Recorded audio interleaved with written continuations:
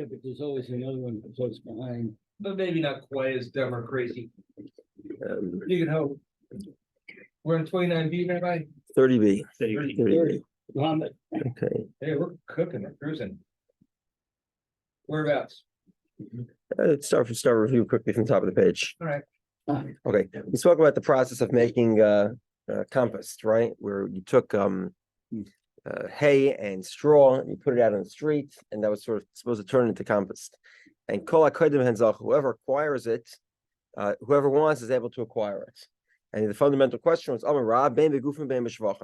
what does that mean if you want to acquire it? You can acquire either the straw and hay or the finished product, the compost. However, as Iri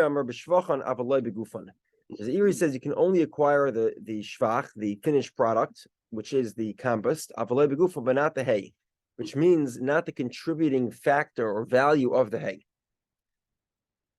So if you want to take the compost, you're welcome to, but you'd have to pay the owner for the value of the hay. So we might come in for you. What's the debate? Rav Savar kon segufa mishum shvachan. It was Iri Savar loy kon segufa mishum shvachan. Okay, basically you're allowed to, as you saw before, you're allowed to do this compost process in the streets at certain times of year. Mm-hmm. However, the benefit that accrues to you doesn't belong to you.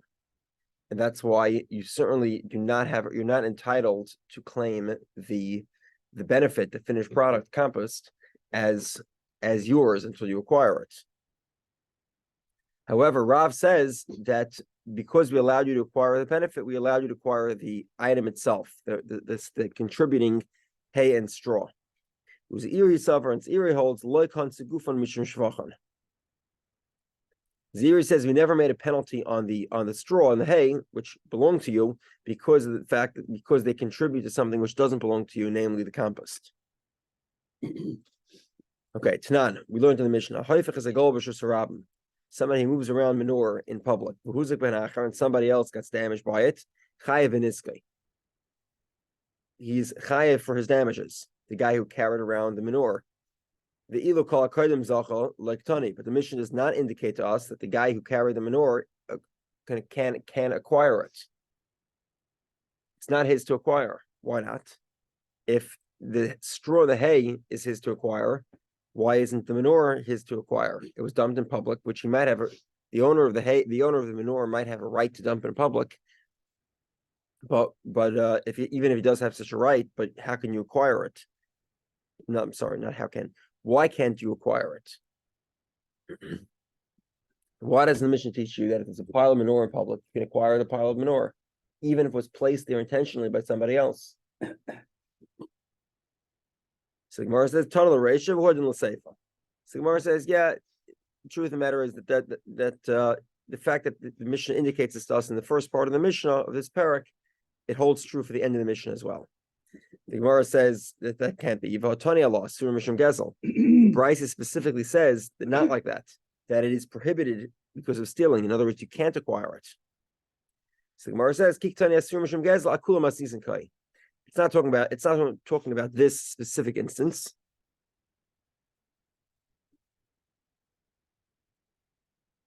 What it means to say is, it's when we say something is forbidden because of stealing, we need to say once you already acquire it, then it's forbidden for the original owner to take it back because it's stealing. So this is like because it's stealing is really just it's further instantiation of the claim that anyone wants to acquire it can acquire it. Because not only can anyone acquire it, but if you or anybody else takes it back from them, the person who acquired it, from the person who acquired it, that would be stealing. It's just sitting there and you can just acquire it. So anything you dump into the public area is open to be taken, according to the opinion that says guf and shvach.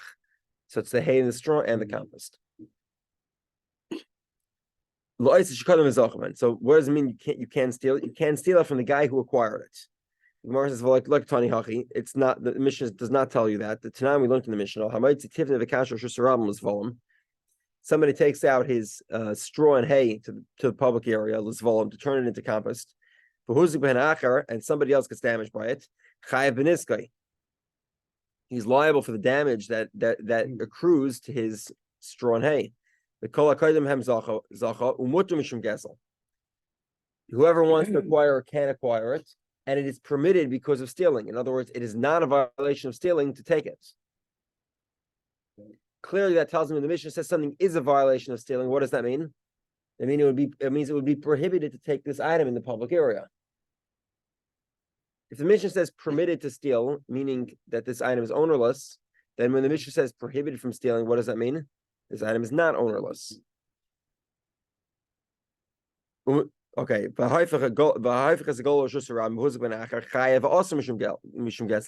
guy who has the pile of manure in public and somebody gets damaged, he's chayev. You're not allowed to steal it. So clearly this interpretation is incorrect. You cannot take the manure. And the question is, why is the manure different? Okay,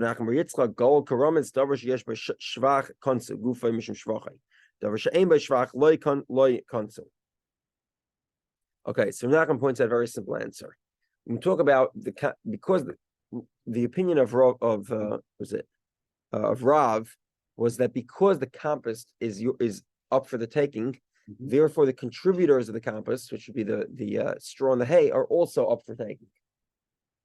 However, that's only true when the contributors need to be broken down to be able to be turned into compost. Right? Straw and the hay are the feedstock, and compost is the finished product. So while you own the straw and the hay, you don't own the compost. Since the compost is available to be taken, we say the straw and the hay can be taken also. But that is not true with regard to manure, which is usable as is. Manure is a ready-made fertilizer. So therefore, there's no reason to say that since you can acquire the compost, you can acquire the contributing feedstock, because there is no feedstock and there is no compost. It's manure. It could be used as fertilizer. Is it manure from compost that is degenerated? No. Or is it Manure from an animal. Manure from an animal. Animal manure. Okay. Manure from an animal. Yeah. So therefore, davar sheyesh b'shvach, something that turns into compost. So then we say kanseguf mishum shvachai.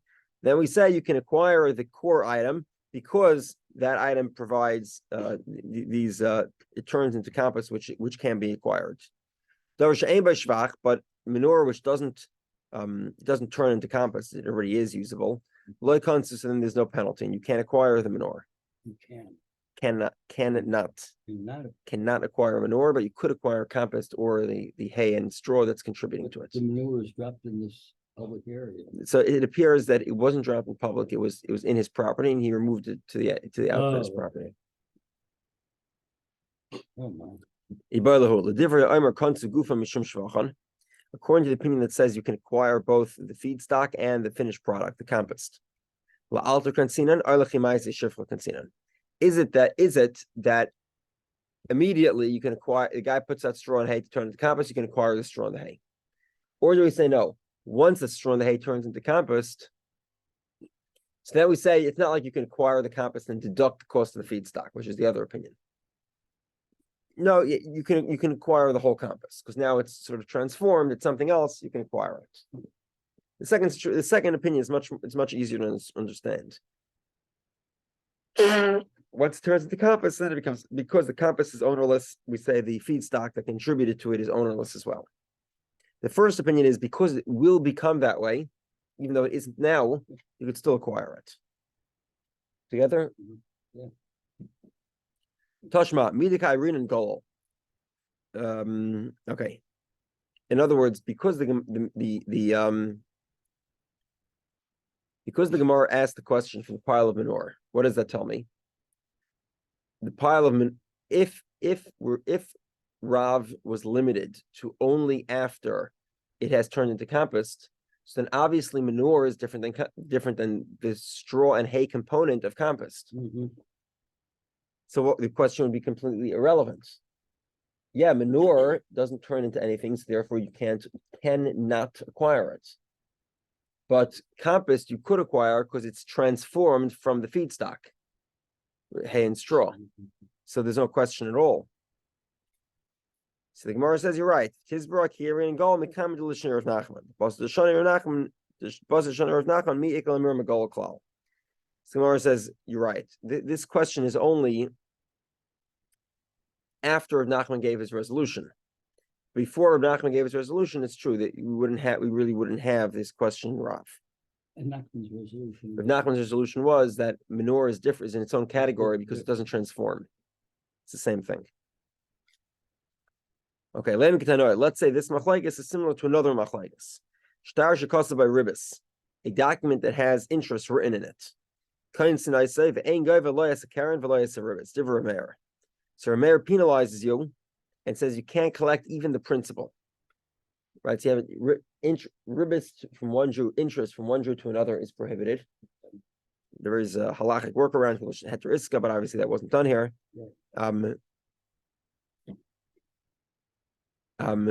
But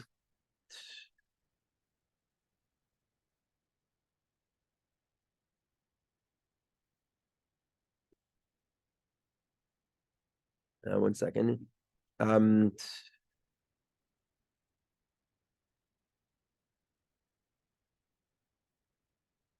second.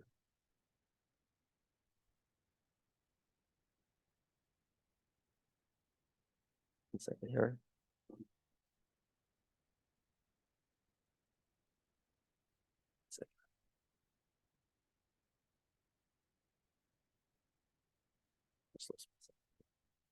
Yeah, okay.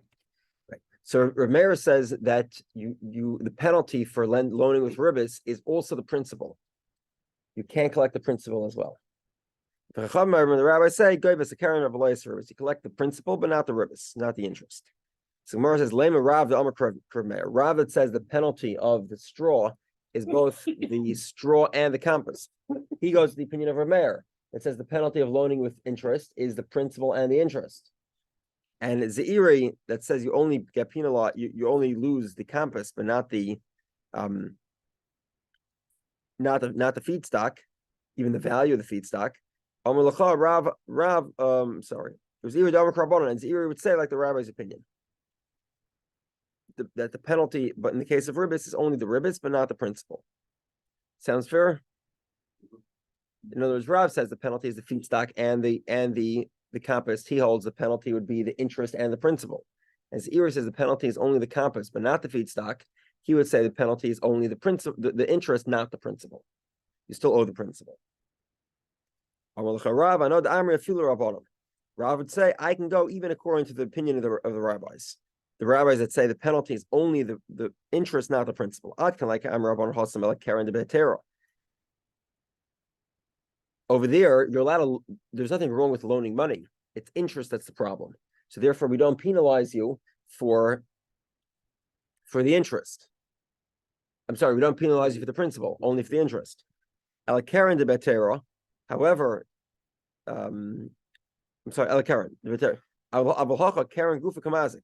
But over here, the principal, that would be the straw and the hay, itself does damage. So therefore, even though you have permission to dump it in public, but because it could do damage, we allow anyone who wants to collect it. Uzeiri would respond, I can go even according to Rameir. I can like Rameir Hasamel de Mishas Ksiva de Ovid Leshuma. Avlacha miyemer de Mazik. Okay. In other words, Rameir says that we give you a penalty of interest and principal. Why? Because at the moment of the loan, you've done something forbidden. You've loaned with interest. At the moment you issue the loan. Therefore, you had a penalty and you lose the principal too. However, over here, the principal, that would be the straw and the hay, they might do damage, but they haven't for sure done damage. So therefore, it could be Rameir would be lenient here and say, when you certainly violated the law, meaning you loaned with ribis, with interest, then we penalize you on the whole thing. But over here, you don't certainly violate a law. You might do damage. You also might not. We don't know yet. Therefore, there's no penalty. We don't institute a penalty on something that might break the law instead, only where something certainly has broken the law. Okay, next attempt. Similar concept. Let's say it also depends on this machlokes. Somebody takes out his straw and hay in public to turn into compost. And somebody got damaged. He's chayiv in the damages. Whoever wants to acquire it could acquire it. And they're prohibited because of stealing.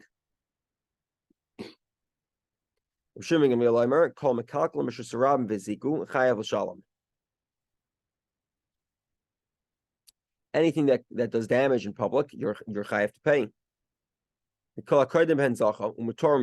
Whoever wants to acquire it, can acquire it, and it's permitted because of stealing. In other words, there's no stealing. Now, if you notice in the first opinion, there's a bit of an oxymoronic statement there. It says whoever wants to acquire it could acquire it, and it's forbidden because of stealing. So you could acquire, but you're not allowed to acquire because it's stealing to acquire it. And then Rabbi says the obvious, which is it's permitted to take and it's not prohibited because of stealing. That makes sense. First, you say that whoever wants to acquire the hay and the straw is allowed to. The harder comer, and then it says it's prohibited because of stealing. What's going on? It must be, this is the statement. In the compass, whoever wants to acquire it is permitted to. But the principle, the straw and the hay component, that is prohibited to take without repaying, because that would be stealing. Also, Rav Shimon comes to say, Rav Shimon says, even on the principle, if you want, you can acquire it. So the debate between the rabbis and Rav Gamliel is as follows. The rabbis say you can acquire the compass, but not the feedstock value. And Rav Gamliel says you can acquire both the feedstock and the compost. Okay, wait a second. According to Zairi's opinion, Zairi says that you can only acquire the compass, not the value of the feedstock. So Zairi is clearly going like the opinion of the rabbis that disagree with Rav Shimon Gamliel. That opinion is you can only acquire the feedstock, the compass, but not the value of the feedstock. The Rav Milay Tanoi, but perhaps according to Rav, we can say that Rav is not dependent on either opinion. Okay, so in other words, what does Rav say? Rav says you lose by putting your straw and hay in public, you lose the straw and the hay and the compost. All of it's up for grabs, which sounds exactly like Rabbi Gamliel's opinion, and not like the rabbi's opinion that it's prohibited to take the principle, the straw and the hay feedstock value. However, he says it could be the debate here is not actually about who owns it; it's about something else.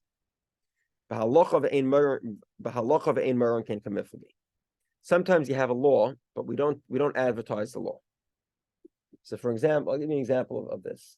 I loan money to Eric. Now Eric owes me money, and I have no patience to collect money from him.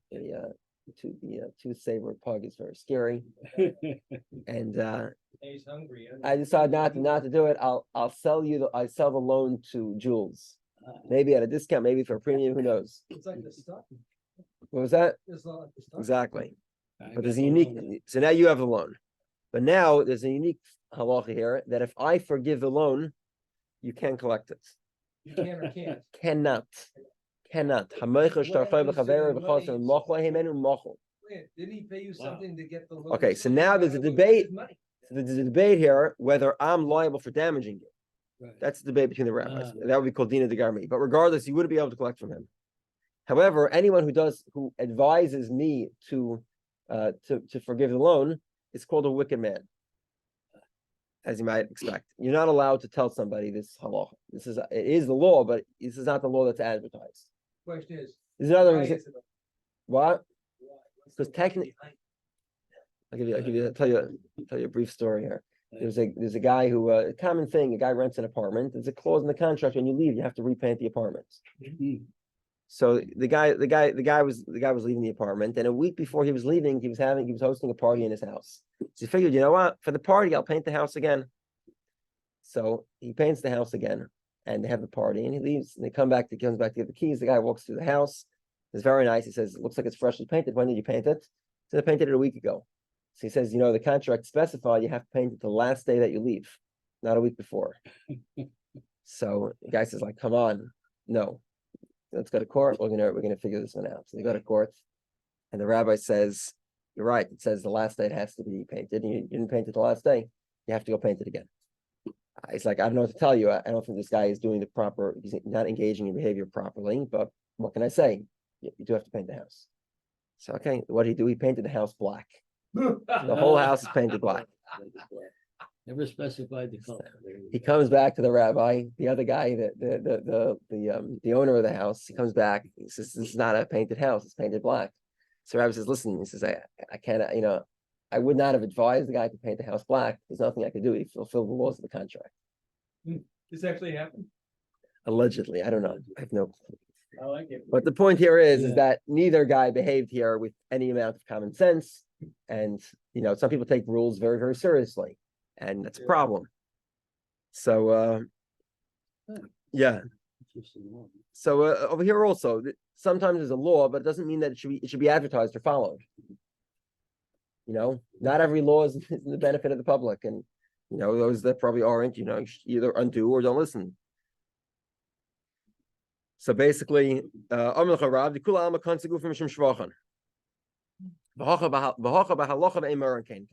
law, but not necessarily should it be advertised. Rav Huna says in the name of Rav, this debate, this halacha that you're able to collect the hay and the straw is a debate whether we should advertise this halacha. The campus, for sure, you can advertise. That people are allowed to do. The debate here is whether or not, the debate between the rabbis and Rabbi Gamliel is, do we advertise this law? Everybody holds, in truth, if you took the hay and the straw, it's yours. But do we advertise it or not? So we have this debate here between Rav Huna and Rabbi Barava, whether or not you should advertise. Okay. And this is the debate between Rabbi Gamliel and the rabbis. So the Gemara says, hold on. Rav Huna says, halacha b'ein American. You don't advertise this law. Rav Huna after chushli. There was a guy that had piles of pearled barley. Actually, I'm gonna show you exactly what we have today. Pearled barley. They were peeled already. They weren't in their skins. Rav Barava after slikusta. This was these. They used to make a date. Brandy or whatever, whiskey, whatever it's called, some sort of hard drink out of dates, and the leftover date particles were sort of dumped. So he said it's also ownerless.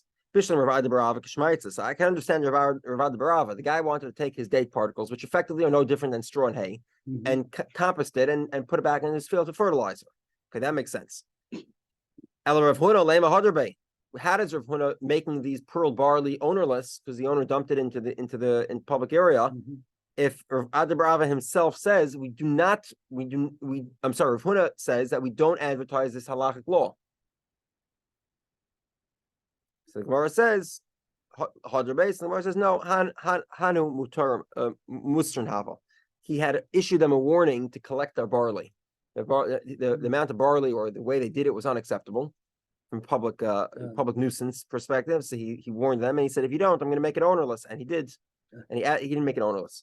He advertised the law that they were ownerless. Okay, very interesting story here. There were two guys carrying barrels, walking one after another. And what happened? The Niskal Harishan, the first guy fell down, Vinofal, and he fell. The Niskal Hasheni Barishan, and the second guy fell on top of the first guy. Harishan Chayev and Niske Sheni. The first guy is Chayev for the second guy's accidents. Right? This is something that's actually pretty common today with accidents. Yeah. Right? Something's happened by a red light. You'd have fender benders, but there's multiple of them. Last one in. Yeah. Exactly. Or the opposite, where the first guy short stops and Okay. Amr V'Yechanan, Loitem Masisin Reberi, the Amr Niskal Peshehu, V'Chayev, Alafilu Rabban and Amri, Anasu Upater Hachachayev. Shahayla Lamed V'Lay Amad. Okay. So if you remember past couple of days, we've been talking about this concept called Niskal Peshehu. What does that mean? Are you guilty for tripping and falling? Should you be looking where you're walking? Okay, so this is a major debate. Reb Meir says you are guilty for tripping. The rabbis say you're not guilty. But this is not relevant to our discussion. And the question is, why not? You think, right? They tripped. Each of them tripped and fell. The answer is because there was enough time here that he could have stood up. So I understand maybe you're innocent for falling, okay, but you're not innocent for not getting up in time. Once your item falls, get up, take the mop, be a man, like, clean up after yourself and take care of it. Okay. He should have stood up and he didn't stand up. Therefore, he has no business lying prone, crying on the sidewalk when somebody else is carrying a barrel behind him and trips right over him. How quickly can you get up? So That's kind of an issue. so the answer is that if it's within an unreasonable amount of time, so let's say the guy was in English we call this tailgating, right? He was literally walking in lockstep with the other guy, exactly with him. Then he according to the rabbis, he would not be chayiv. He would be exempt from the damage to the second guy because there was no time for him to get up. But if the guy's walking 3-4 feet behind him, or I don't know, maybe 20 feet, 30, I don't know, whatever the normal amount is, then Glued to a stupid cell phone. yeah, can you imagine? Cell phones are not a modern invention. They must have been around then. Time travelers, okay. Okay. Rav Nachman says, even if there wasn't enough time for him to get up, right? So we live in Oregon. We have a you're driving the highway. There are always these I can't remember what they're called. They have these warning vehicles. Every time there's an accident, the DOT dispatches a warning vehicle just to stand behind the accident to lift up a sign. I've never seen this in New York. They don't have these things. It's like whatever. People are on the side of the road. They're going to speed up and hit him. So I'm saying I'm driving for years and I've never seen this before until I got to Oregon. These Oregon DOT warning vehicles. Native-born Oregon drivers are a special kind of stupid. Yeah, no, it's true. They can't pump their own gas. Everybody else in the country could, but Oregon drivers are unique. Okay, now they could apparently. They Now we're learning. yeah, they must have learned. Oh, they can't. Yeah, it's funny. They passed training courses, so now they're certified gas pumpers. They'll move to New Jersey. Yeah. Okay. So Nachman says he should have. Okay, he didn't have enough time to stand up. Okay, fine. But he should have put up a sign. He should have called the DOT and had the warning sign pop up. He should have announced to the guy behind him, "I fell. Be careful." This is in Oregon, people. Come on. Rabbi Yochanan says if you can justify the fact that he didn't have enough time or isn't obligated to get up, then you can also justify the fact that he's not obligated to be a siren. To be a warning vehicle. Okay. Deterred because he's obviously busy putting himself back together. Okay, Tanan. Okay, so we have another mission which we'll get to. A guy was carrying a beam and another guy's carrying a barrel, and they're walking one after another. You can imagine this is not going to end up very, very peacefully. So the guy carrying the beam is walking first, and obviously you can imagine the beam is being carried parallel to the way he's walking. His direction of travel, and there's a guy with a barrel following him. And the guy with the barrel walks into the beam and shatters the barrel. So what do you think happens? Potter, the owner of the beam, is exempt.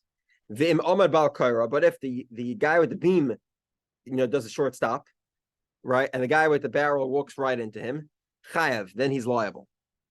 Okay, so the Gemara says, in other words, he had no business stopping in the thoroughfare. He should have kept on walking. What are we talking about here? Where he stopped to fix the burden. So the beam wasn't sitting right. He wanted to move it. It wasn't on the center of gravity or something. So he stopped for a moment to fix it. Because that's normal. And yet we find that he is liable. Why is he liable? Because he should have announced his intention to stop. He should have told the guy behind him he's stopping, and this way the guy with the barrel wouldn't have crashed into the beam. So the Gemara says, no. He wasn't, in other words, standing to fix the load. That type of momentary pause in traffic is permitted. And therefore, he's not obligated to issue a warning. What are we talking about? He decided to relax. And he has no business relaxing in the thoroughfare. If you want to relax, take a detour, go on the shoulder and relax on the shoulder. You can't relax in the middle of the street. And that's why he's chayav. So Gemara says, but if he stopped to readjust the burden, what's the halacha? Potter, you'd be exempt. Okay, that's the case. Adatani Sefer. Look at the end of the Bryce, at the end of the Mishnah. Then Potter. Okay, so the Bryce says the guy was carrying the beam. He was followed by somebody carrying a barrel. He short stops. The guy with the barrel slams into the beam, and it breaks the barrel. So who's chayav? The guy who short stops. The guy carrying the beam who stops short without warning. But if he warned, that was without warning. The if he warned, that's the end of the brayta. He issued a warning to the guy behind him. Stop, I'm stopping. Potter, you're exempt. Why do we have to give an example where he issued a warning? Let's split up the scenario as follows. In other words, why do we have to? The scenario where he's exempt is a completely different scenario where he issued a warning to the guy behind him. I'm stopping. You can stop too. Why can't we split within itself? In other words, why can't we say that if he stopped to rest, which he did not have a right to stop because that's an abnormal behavior in a thoroughfare, continue walking, then you're chayev. He's not justified in stopping, therefore he's liable for the damage that occurs by the guy running into him with a barrel. But if he stopped because he was entitled to stop, in other words, it was a momentary pause to adjust the loads, so then that is permitted, and therefore he is exempt from the damage that accrues to the guy behind him. And that effectively is another scenario where he's exempt. Why do we have to give a scenario where he's exempt, where he issues a warning to the guy behind him? Why can't we say he's exempt when he simply, when he pauses to adjust the burden? So the Gemara says, you're right, it's the same thing. I'm sorry, the resolution here is, there's a bigger chiddush here. Even if you're not entitled to stop in a thoroughfare, you're stopping to rest, which you have no business doing. You should move to the side to stop. Yet, if you warn the guy behind you, you're still exempt. Because you would be exempt, even though you behaved inappropriately and against the law, the public ordinance, you had no right to stop, you'll still be exempt. Because you warned him. Tashma, next example. Hakadoran v'hazagogim. People that make barrels, zagogim, are people who mold glass. Right? Yeah.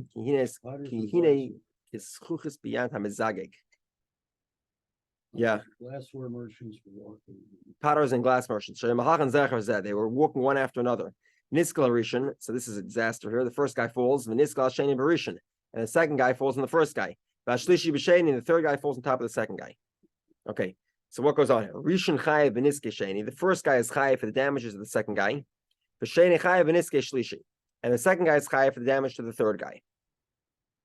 The imachmas rishon oflo. But if this is all due to the fault of the first guy, right? So this is the classical fender bender scenario, right? Where they're all rolling to a stop. The first guy short stops, and the guy behind him crashes into him. The guy behind him crashes into the second guy.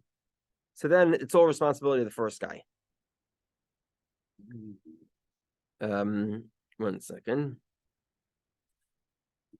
Rishon chayav v'niski kulam. The im is hiru zezeh, but if they all warned each other, Turin, they're all exempt.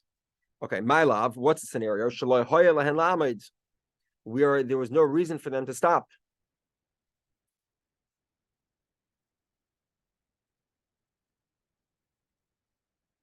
One second. My love, shaloi hoya lehen la'amid. There was no reason for them to stop. They stopped abruptly without cause. Okay, 1 second.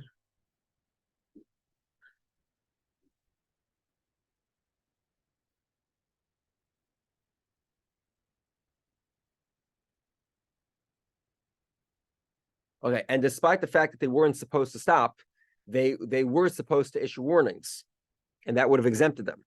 And that supports the opinion of Rabbi Yehudah, that even if you're wrong to stop, but if you issue a warning to the people behind you, you alert them to that you're stopping, that would exempt you. So Gemara says, they should have stood up. There was enough time for them to get up. But if there wasn't enough time, if there was not enough time for them to get up, then they'd all be exempt. 1 second.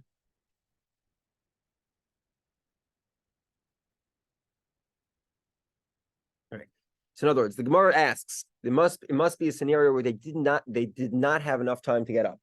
And if they did not have enough time to get up, they're still liable. Why? Because they were obligated to give a warning, which is not like the opinion of Rav Nachman. Rav Nachman says that if you're in the middle of getting up, you don't have to warn somebody.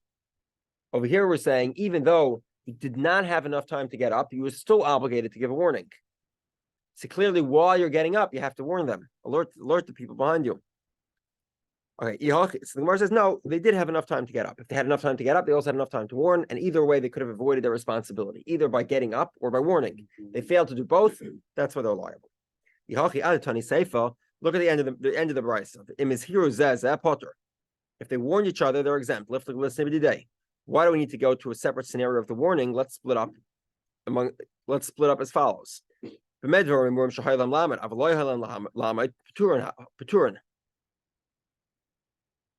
can say a scenario where they'd be exempt is where there was not enough time for them to get up. So the Gemara says, even if they did have enough time to get up, and they should have gotten up, but if they did not, they chose not to get up, even though they had enough time, but they warned, they gave an alert, then they'd be exempt from damages.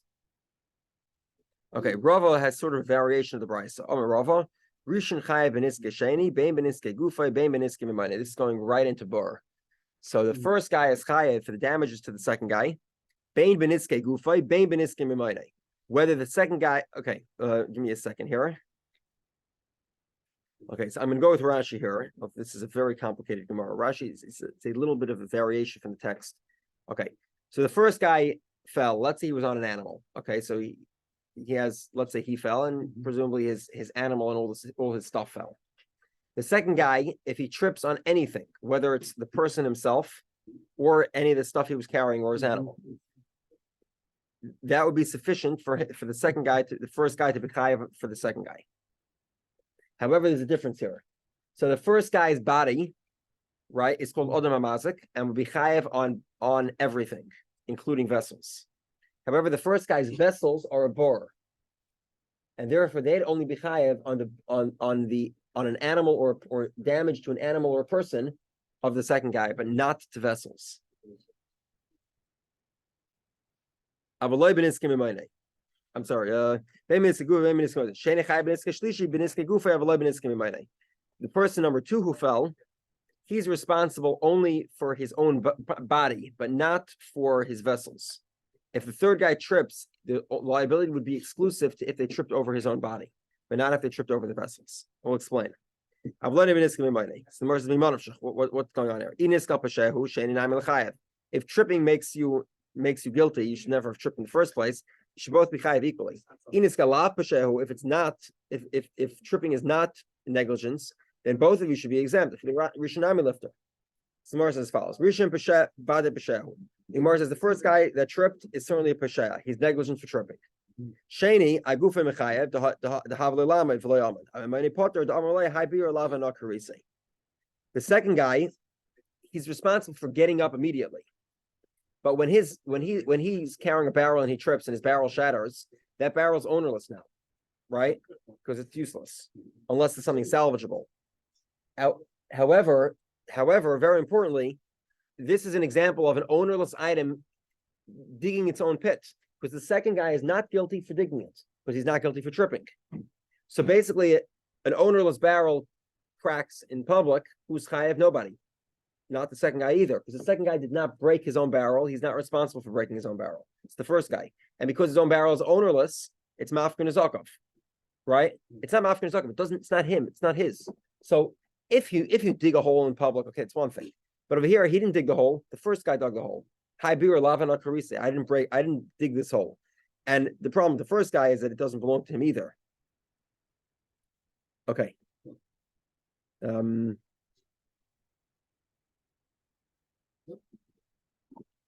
Yeah, okay, we'll stop here. Okay. So a little different. Modern times, you're responsible. Yeah.